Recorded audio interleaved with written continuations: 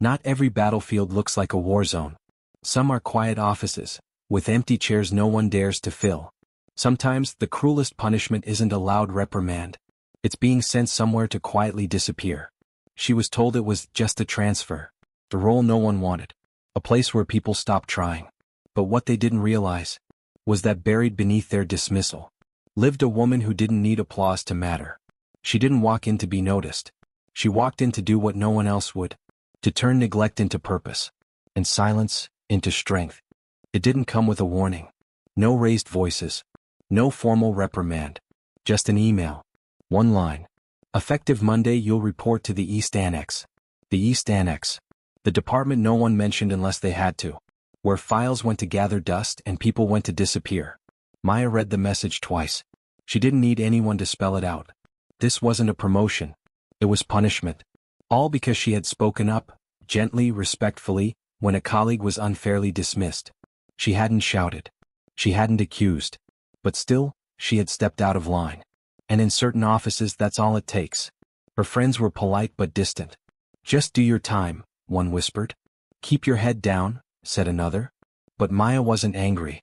She wasn't even surprised. She just packed her things, and one quiet conviction. If I have to be sent away, I'll make the place matter. The East Annex wasn't just another wing of the building. It felt like a forgotten chapter. Dim lights, aging paint, and a silence that wasn't peaceful. It was hollow. Her new desk sat beside a cracked window, facing a hallway that echoed with nothing but weary footsteps. No welcome. No introductions. Just a curt nod from a supervisor and a stack of disorganized files as if to say, "You'll figure it out." The team, if you could call it that, was scattered, each person buried in routine, faces dulled by years of underappreciation. No laughter. No spark. Only a shared sense of resignation, the kind that settles in when people stop believing change is even possible. Maya sat down quietly, feeling the weight of what she had entered. This wasn't just a neglected department. It was a place where people had learned to survive without hope.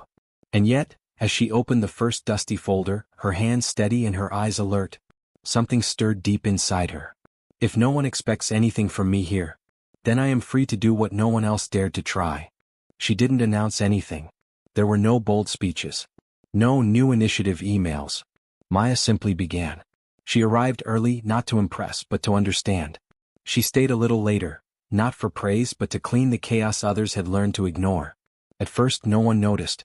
The coffee area was suddenly spotless. The printer that hadn't worked in weeks quietly began printing again. She reorganized the storage room, labeled the unlabeled, watered the dying plant no one remembered buying. And slowly, almost imperceptibly, the silence began to shift. Someone muttered a soft thanks. Another paused to ask her name, not out of obligation but curiosity. One afternoon she brought in tea for everyone. No announcement. Just a tray. "It's chamomile," she said simply. "For the afternoons that feel too heavy." Someone laughed, for the first time in weeks. Maya never asked them to change. She just showed them what a better version of their days could feel like. And while the work was still heavy, the air somehow felt lighter. She wasn't fixing a system. She was healing something deeper, one unspoken wound at a time. It happened on a Tuesday. The kind of day that began like all the others, quiet, gray, uneventful. Until it wasn't. A critical system crash. An entire database wiped out. Schedules scrambled. Files missing. Clients furious. The East Annex, already brittle, began to crack wide open. The phones rang non-stop.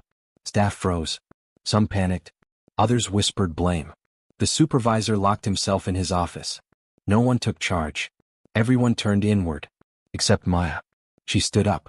Not because it was her responsibility, but because it was time. With calm urgency, she began delegating. Jared, print backups. Lean, notify clients. Marcus, start a manual log. I'll coordinate with IT. There was no shouting. No grandstanding. Only clarity, the kind that cuts through chaos like a steady flame. And slowly people responded. Not because of her title, she had none. But because they trusted her calm. The day ended in exhaustion. But not collapse. And when the dust finally settled, even the most cynical voice in the room had to admit, if she hadn't stepped in, we would have lost everything. In the ruins of that broken day, a leader had quietly emerged.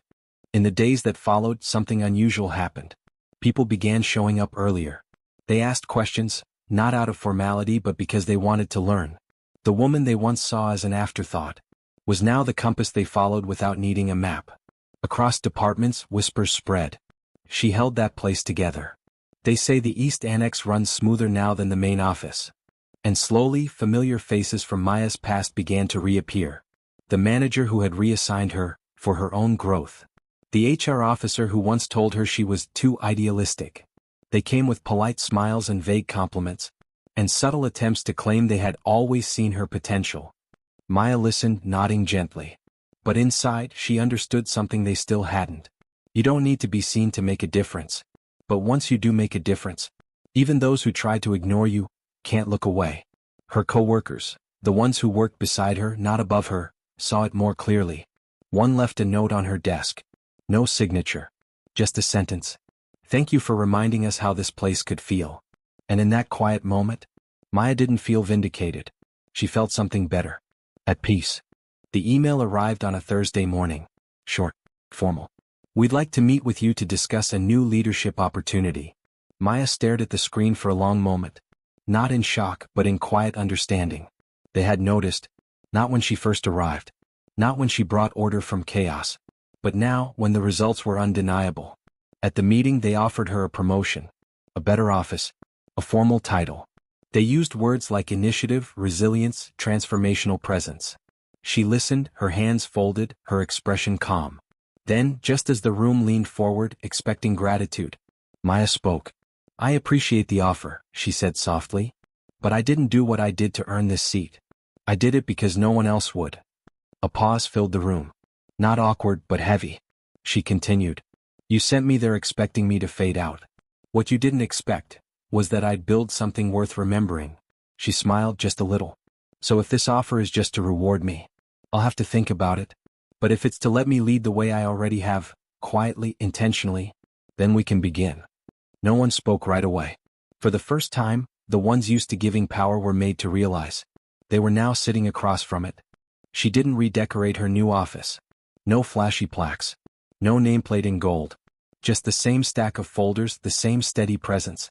And one small addition, a second chair. Always empty, always open. Because Maya hadn't taken the new role to rise above. She took it to reach back. The first week, she invited the janitor in for coffee. The second, a new intern joined her meetings. And on her third Friday, she walked quietly back to the East Annex. Not to visit, but to remind them. You were never forgotten. She listened. She asked what they needed. She didn't promise the world. She promised change that begins with dignity. And those who had once buried their potential under years of silence began to speak. Not loudly. Not all at once.